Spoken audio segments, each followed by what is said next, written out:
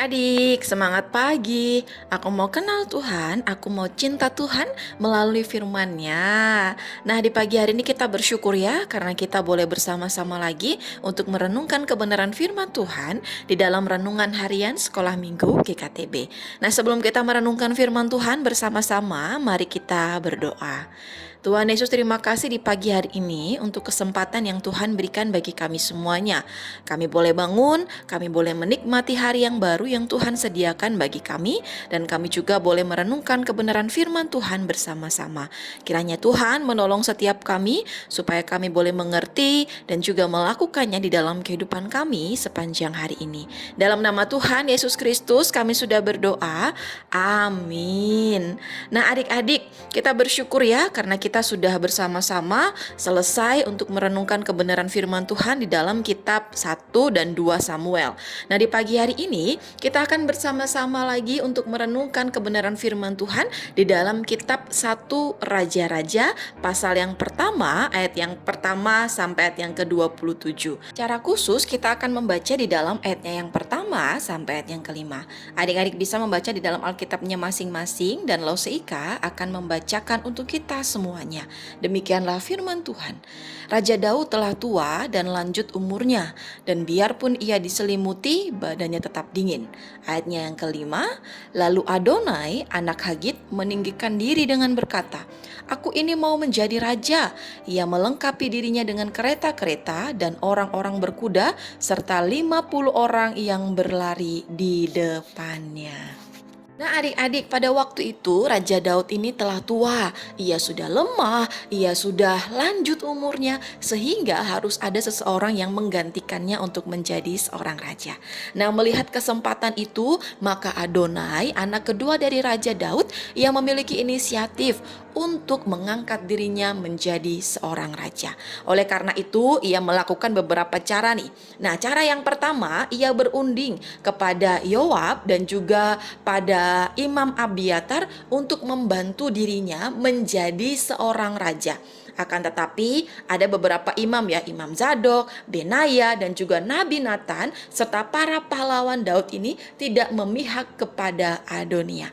Nah, cara selanjutnya yang dilakukan oleh Adonia yaitu dengan mempersembahkan domba, lembu, dan ternak gemukan sebagai korban kepada Tuhan.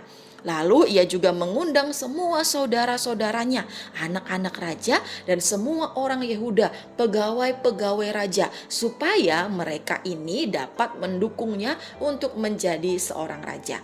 Nah, hanya Nabi Nathan, hanya Benaya, dan para pahlawan serta Salomo yang tidak diundangnya. Nah, adik-adik, Nabi Nathan melihat Adonai ini hendak mengangkat dirinya menjadi seorang raja, maka ia hendak menyampaikan kepada Raja Daud, karena Raja Daud pada saat itu tidak tahu apa yang dilakukan oleh Adonai. Nah, Nabi Nathan memiliki cara juga untuk menyampaikan apa yang terjadi pada saat itu kepada Raja Daud, yaitu dengan cara menyuruh Batseba untuk berjumpa dengan Raja Daud untuk memberitahukan kepada Raja Daud bahwa Adonai ini hendak mengangkat dirinya menjadi raja atas bangsa Israel. Selain itu, Batseba ini juga menyampaikan kepada Raja Daud, ia mengingatkan akan janji Raja Daud kepada Tuhan bahwa Salomo yang akan menjadi raja, menggantikan Raja Daud sebagai raja atas bangsa Israel. Nah, adik-adik, melalui kisah ini kita dapat melihat ya, secara khusus kita melihat sikap Adonai kepada ayahnya.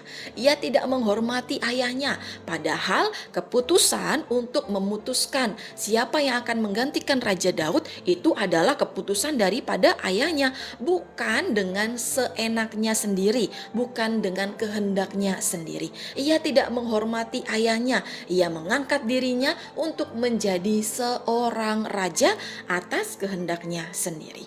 Nah, demikian juga di dalam kehidupan kita. Sebagai anak-anak yang mengasihi Tuhan, kita juga harus ya belajar untuk menghormati orang tua kita. Belajar untuk menghormati papa mama kita. Sekalipun papa mama kita mungkin saat ini sudah usianya tua, sudah lemah secara fisik, tetapi kita juga harus menghormati mereka.